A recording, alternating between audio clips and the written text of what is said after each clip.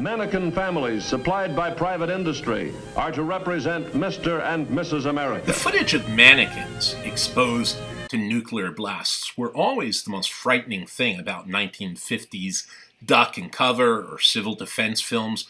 Watch footage of atomic blasts exploding, and they're strange and a bit awesome, but not horrifying in the uncannily intimate way of mannequins being set up to be exposed to blasts. The civil defense films would make it a point to remind the viewer that this was just an atomic blast and that the blast of a hydrogen bomb would be an entirely different matter. I looked at the mannequin sitting about so indifferently.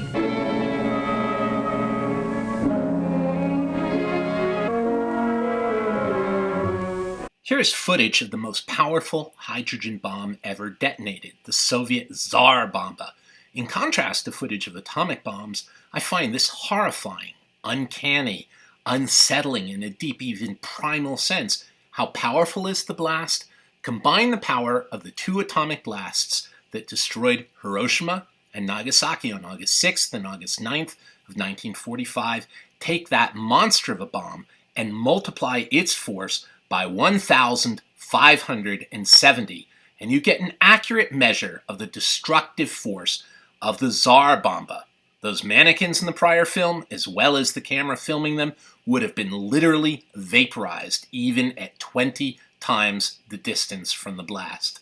The idea of a bomb 2,000 times as big as Hiroshima and Nagasaki blasts and this Soviet video of the Tsar Bomba blast help explain why the cultural and psychological fear of a hydrogen bomb is drastically different beast than the fear of atomic warfare. One is fear of devastation, the other is fear of annihilation and the end of our species. As usual, EC Comics was an acute and advanced register of this critical change in the very nature of Cold War fears. This is the September-October 1950 Weird Science issue, when the H-bomb existed only in theory and wouldn't actually be detonated for 2 more years. In a prior video, I've discussed this cover with its aliens on our now dead planet after we've made life extinct with only a few ruins and a burned newspaper to mark our passing. The headline always gets me: U.S. threatens to use hydrogen bomb to end atomic war. But it's one of the stories inside the destruction of the Earth that really gets to the core of the hydrogen bomb Cold War fears. The heat, it's unbearable. I can't breathe. How much longer will it be? Only a few more hours, and we'll be too close to the sun to exist. It's really a simple story. Scientists and the military are gung-ho about a test of a new massive hydrogen bomb. One lone scientist thinks the yield estimates are low and the bomb is powerful enough to nudge Earth from its orbit, which will result into it moving ever closer to the sun. Gentlemen, you must not detonate the experimental hydrogen bomb. As a bullet causes recoil, so shall the Earth recoil as the explosion occurs, not enough to create an immediate reaction, but enough to alter the Earth's orbit, the path it takes as it travels around the sun. And he's right about the calculation of yield being off, as some of the hydrogen bomb blast yields were. Something's gone wrong indeed, and that's how we get to the opening panel. It's bad. It's the end of the world. All moisture was gone. I can't breathe. It will be over soon. The comic is so powerful precisely because the ways the couple draws us in. They care about each other. You aren't watching some abstract atomic blast or hearing some abstract apocalyptic literature about the end of the world. It's like the test site dummy principle on steroids. These are real people, and we are watching the end of their world.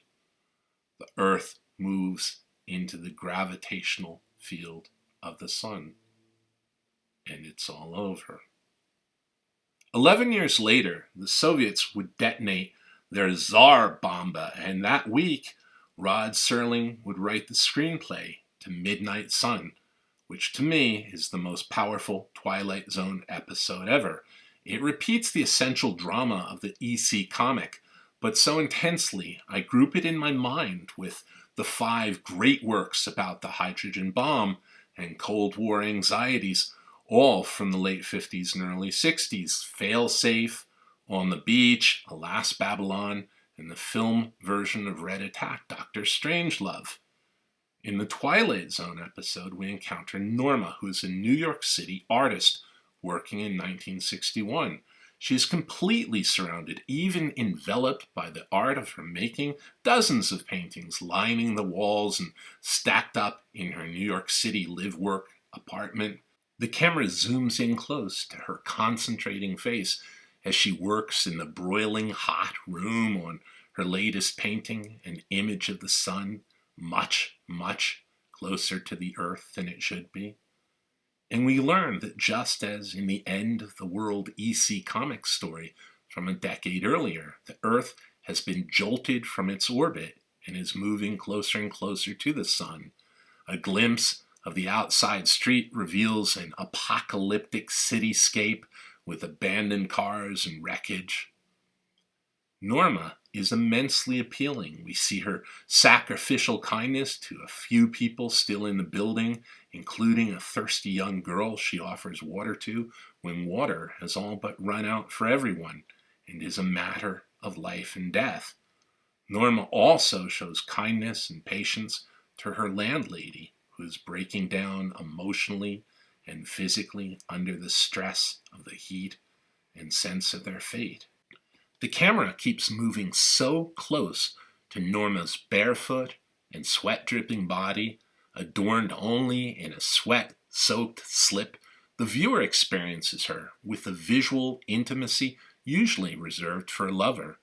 This was fairly rare in movies and almost unknown on television at the time. But the most striking visual quality of the episode are the many extreme close-ups of Norma's soaked and dripping face, adorned with ever-changing glistening beads of sweat. It is so visually striking, it is almost as if the viewer has become a painter. The devotion to painting of this New York City artist is notable from the first scene to the last, but it is even more so in the context of 1961, when popular media made the art world still seem mostly dominated by men. The New York art scene was, in fact, becoming widely recognized as perhaps the most vital on earth, but it was the artists Jackson Pollock and Martha Rothko and Willem de Kooning and others in the Hamptons crowd that the media was talking about. Lee Krasner, Joan Mitchell, or Helen Frankenthaler, not so much. But then just 3 years before this episode, Life magazine went against the grain and came out with a fabulous and memorable article on New York women artists. Everyone read Life, including Rod Serling, and the article contains striking photographs of Joan Mitchell and Helen Frankenthaler and other women artists in their New York studios. These artists were Norma's peers. The most striking of the photographs by the famous and brilliant photographer Garden Parks were photographs of Frankenthaler. There, she is barefoot in her studio, utterly surrounded and enveloped by her paintings.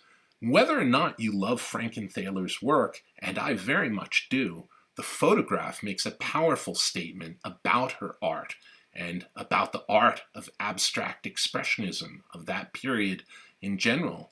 You're not painting something that is separate or outside of you. The art you create is part of your being as you give visual embodiment not to some external visual scene only, but rather to the lineaments of your inner psyche and soul as it interfuses with the visible world. Like Norma in her live-work studio space, Helen Frankenthaler is represented as utterly immersed in her paintings. Shortly after Midnight Sun aired on November 17, 1961, Rod Serling converted the screenplay to a short story, and in that story, Norma's description of painting describes a fusion of the very nerves of one's body and the art one is making. The exact phrase, "The secret of a successful artist is not just to put paint on a canvas, it's to transfer emotion using oils and brushes as a kind of nerve conduit, as if her physical body is literally flowing into the painting."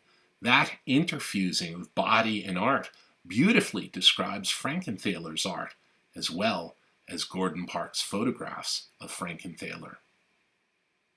Lois Nettleson, the actress Rod Serling chose to play Norma, was steeped in art herself, having done her undergraduate work at the Chicago Art Institute. The deliberate and highly purposeful visual mimicry in the episode, where Norma physically and in terms of gesture bears a striking resemblance to the Frankenthaler portraits, adds a resonant and evocative layer to the episode. We don't have to be consciously made aware of the connection for the character of Norma to have gained fire and depth from the Frankenthaler portraits, but it does add to the deliberate construction of the aura of a serious New York City artist with concerns that are intensely inward, spiritual, soulful, and representing of that really sacramental part of human identity concerned with creation and beauty. So it's not just the death by slow burning by the sun at midnight we are watching with Norma, but rather the apocalyptic endgame erasing of art and erasing of the creative spirit and erasing the deep impulse that is perhaps the best of humankind to move towards and give public form to what is beautiful and soulful and sacred. Norma's art and Helen's art is a sacrament. The beauty of science destroyed by its own arrogance, the Tsar Bomba, the unceasing fear of nuclear war which gouged the psyches of that generation. We are watching that and also watching the erasing of the best of mankind and humankind and womankind because of the arrogance and a technological beast humans could create but couldn't control. And against that, the beauty of the New York City artist Norma, we all get a chance to cherish and love for a while. Norma's loss gives us a deep glimpse at what the apocalyptic unmaking of our world might truly mean, and all in 25 minutes of film. That's why I think Midnight Sun is among the 5 greatest works about the Cold War and the greatest Twilight Zone episode of all. All right, I'll talk about On the Beach, Failsafe, Alas Babylon, and Dr. Strangelove in an upcoming video. The previous 2 videos have also been about the cultural response to the Cold War, and I hope you'll watch them, and I hope you'll subscribe. It makes a difference.